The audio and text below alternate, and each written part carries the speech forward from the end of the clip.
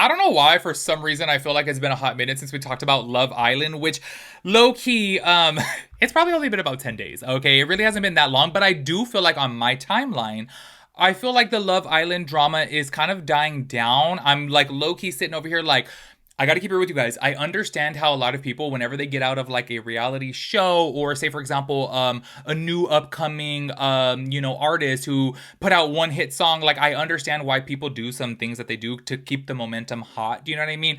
I feel like low key Cardi B is like a perfect example of this. A lot of people are like shading her of being like, okay, girl, like you let your music die down too long. Do you know what I mean? But low key, I feel like Cardi B has done a really good job of maintaining her relevancy, even while not dropping new music for such a long time, or a new album, I should say, for a long time, because obviously it's been 7 years. But, anyways, the whole reason of me saying this is I noticed that a lot of people, as soon as they go into a reality show, or say, for example, like a new Real Housewife or a new person on 90 Day Fiance, how a lot of people will stir the pot and create drama if they want to stay in the limelight, because obviously you got to keep your name talked about to keep your relevancy up there, to obviously get new brand deals and get new collaborations, new podcast offerings, get, new opportunities to go on new reality TV shows and things like that. So low key, I am not just saying this from a messy standpoint.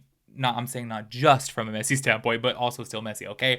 I'm kind of like, okay, where's everybody at? Like, are you guys gonna go on the podcast and like shade each other? Cierra, okay, before we talk about the Huda situation, because Huda's baby daddy did speak out about her, because a lot of people, and I've said this before too, a lot of people are like, oh, she's a bad mom, she's never around her kid, and I'm like, y'all, like, I'm so sorry, but we are living in this whole new economy to where, unfortunately, single moms do have to work. They're not just out here, making some imaginary money from their past relationships. Do you know what I'm saying? Like, obviously, she has to, ride this train while it's hot. She has to go out there and get money for her daughter. Like, I don't quite understand why there are some people like that. And I do think that a lot of people out there have this, very old school train of thought on things of like, you have to be with your kid 24/7, when it's like, y'all, she's getting these, multi-million dollar opportunities over here. Like, it was rumored out there that she did this NFL commercial, and allegedly she got paid $250,000 for doing this commercial. So yes, you guys are probably seeing her over here in New York, and she's out over here in London, and she's, in different states, over here in LA, like,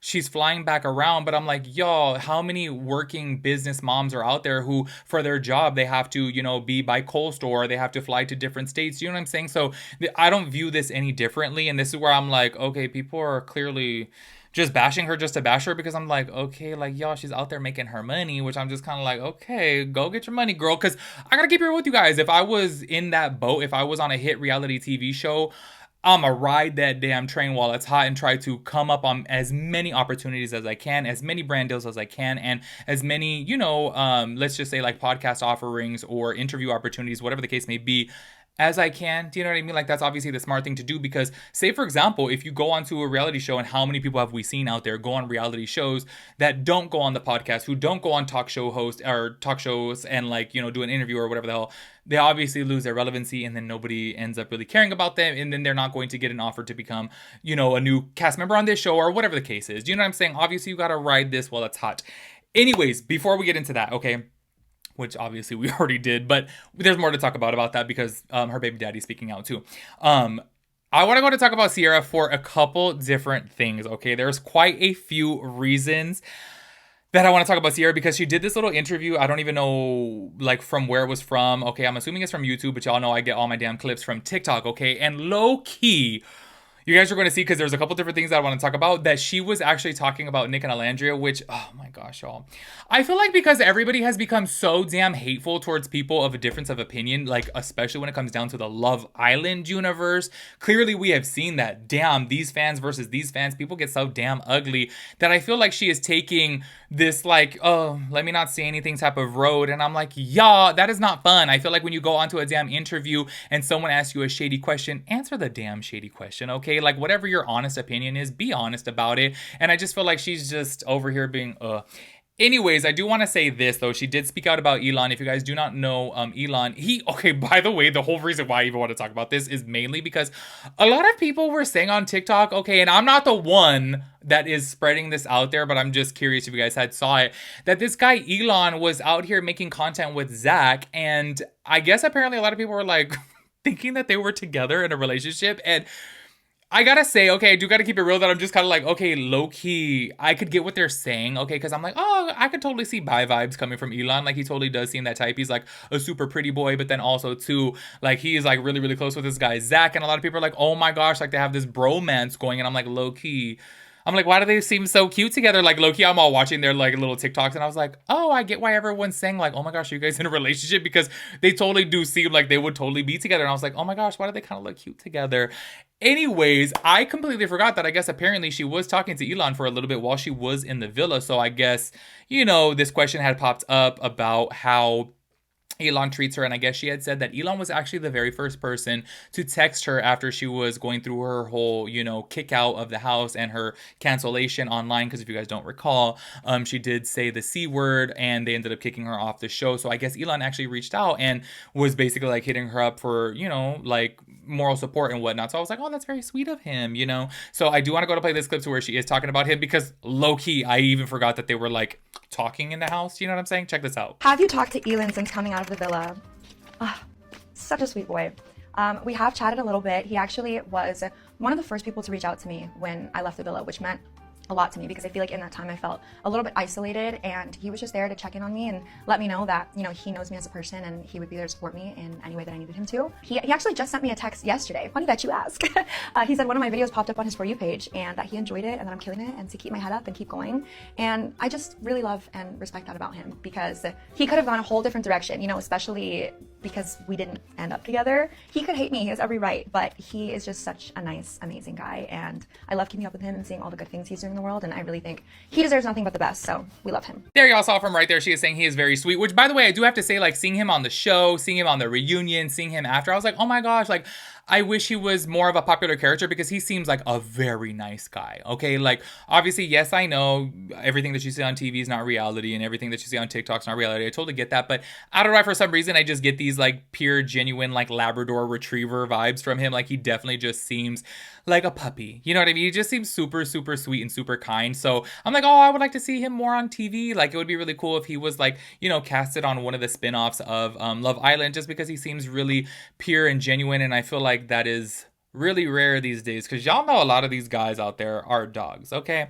Anyways, as you guys saw from right there, she was speaking out about, her and her being canceled and, kicked off the show situation. She did open up about cancel culture, and I have to say, like, in my personal opinion, I think that it kind of sucks that so many people were just kind of like anti her, because it's like, damn, y'all, like, we have all fucked up. We have all said some things that we shouldn't have said. And I do feel like sometimes grace should be given, okay? And yes, I know there's a lot of people out there that, like, low key want to just, like, hate on people and whatnot, but it's like, we need to keep it real within ourselves and realize that we have all said something that is probably a little bit offensive, or somebody might disagree with, or whatever. And I really do feel like, I don't know, this is part of the human experience. Like, y'all, we were not put on this earth to just, like, be perfect and just say the right things at all the right times. And sometimes we do, have, verbal diarrhea and just, like, bam, spit it out and say some dumb shit that we shouldn't say. Do you know what I mean? So to see her go through this whole cancellation, I was like, oh, damn, I kind of feel bad for her. Like, seeing her after the fact, I was like, okay, low-key, like, I could totally see how a lot of people are like, okay, like, she's out here seeking attention and doing all these things.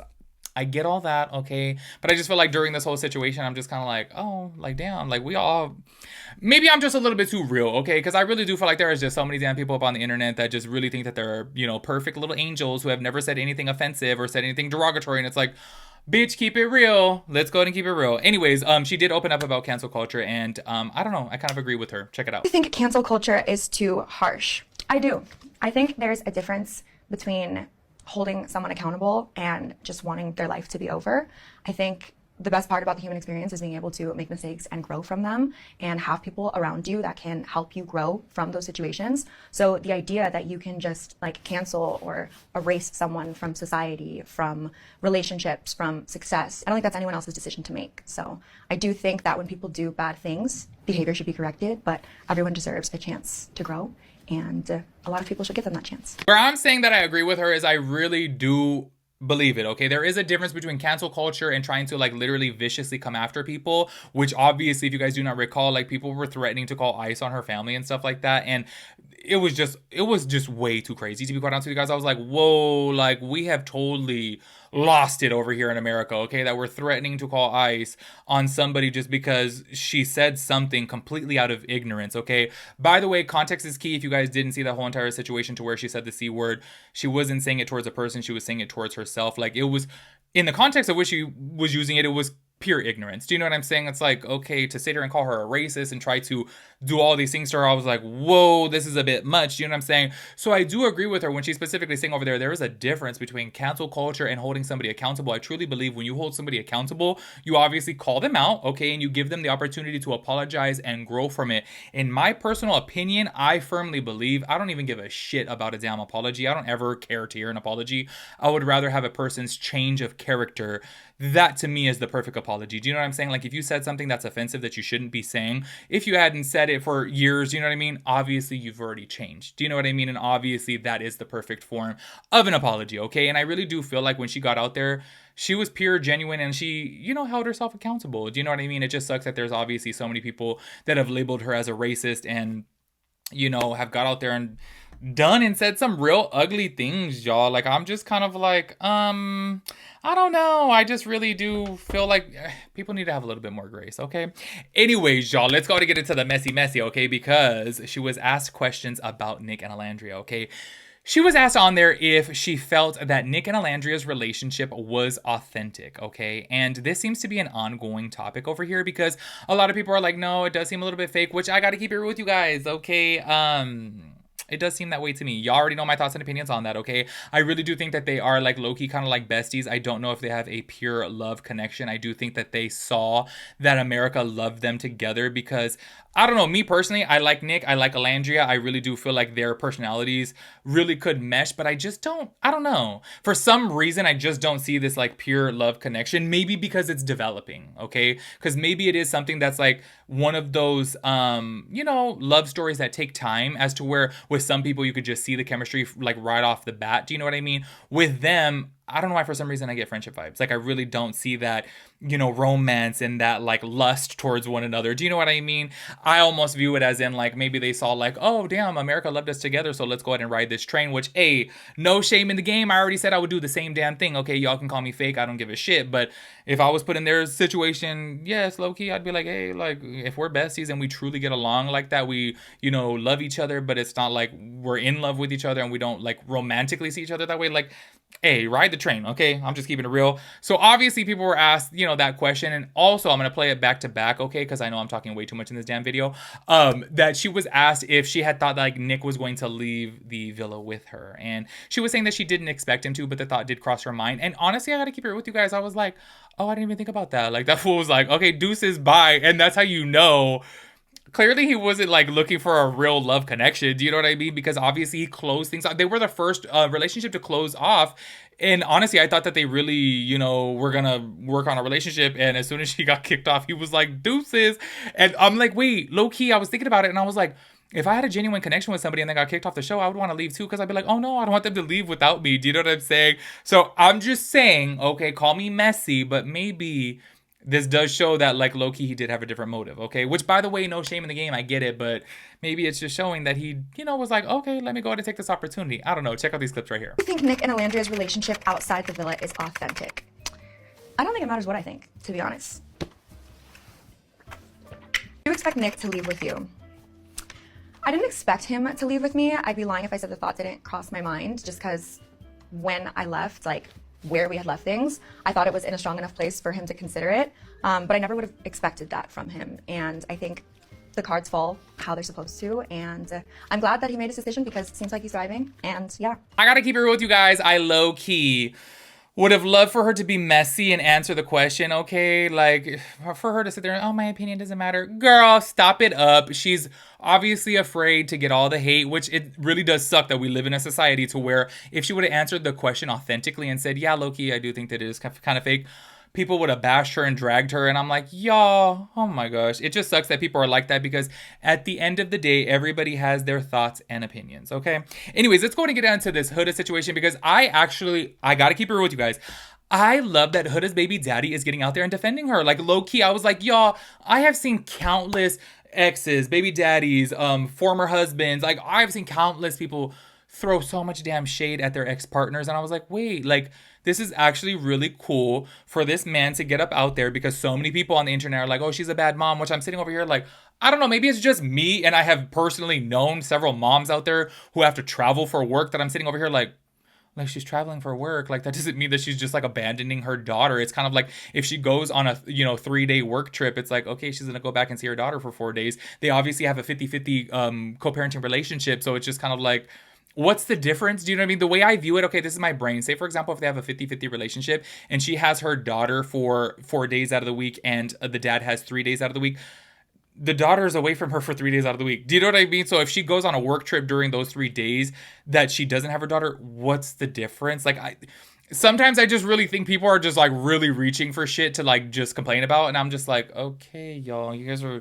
doing a little too much here. So I really do like the fact that he actually, got out there and spoke out about, their relationship, and said that she does see her daughter and everything, and he was speaking about her in a positive light, and I was like, oh wow, that's like really really cool. I did get this video from Stephanie with the deets, okay, so I do have to play it from her. I was looking for a full version of it, but that was the only version that I could find at the time of me filming this video, so go to check this out. Don't you know?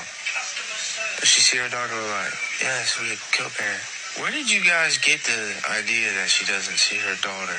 Most of you are women, I know, and with kids. Most times I see this is just women with kids, and it's like, you have a kid, you know what it's like to, unless you're on drugs or anything, that's like the only time you ever see a mom not with her kid. Or like she has a very strong love for her. Just like me, in our own ways, we deal with what we deal with, but then our love for our daughter is good. It's like crazy. But you guys are acting like you know her or me and our situation. You don't know either of us. I really do like that he did, defend her. It does show me that they actually do have a healthy co-parenting relationship, and they still, vibe with each other. And obviously, I don't know, I think it's so rare this day and age for like people to have a healthy co-parenting relationship. So when I see things like that and he's like low-key defending her, I'm like, oh, that is like so sweet.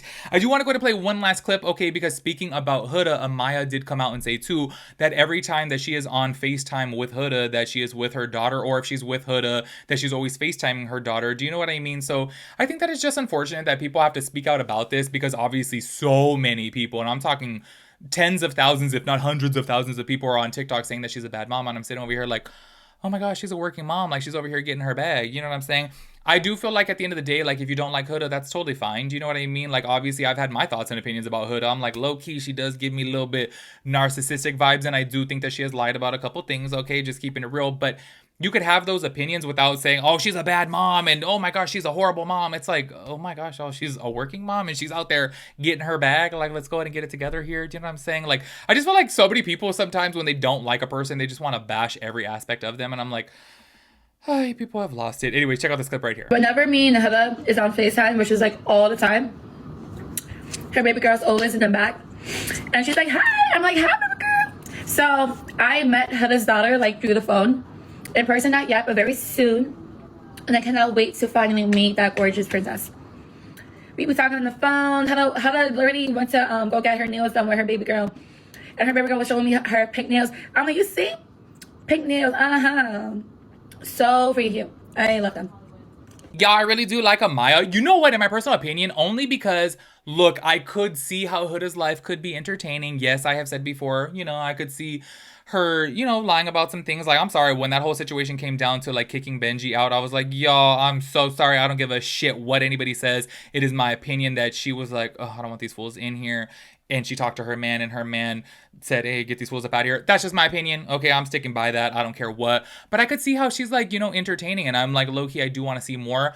I think it would be so cool if Amaya and Huda had their own little spinoff show, okay? I know, obviously, it's rumored out there, especially because of her comments at the reunion, that she has, like, a Netflix spinoff, but I think it would be so cute. Just because I love Amaya. I don't know why. She just seems so pure and sweet to me, and I don't know, I think she's so unintentionally funny, and I would like to see more of her. I think it would be super cool if they had, like, a spinoff show, but I don't know if that's gonna happen. Anyways, make sure you guys let me know your thoughts and opinions about everything. I will catch you guys in the next one. Peace out, Girl Scout.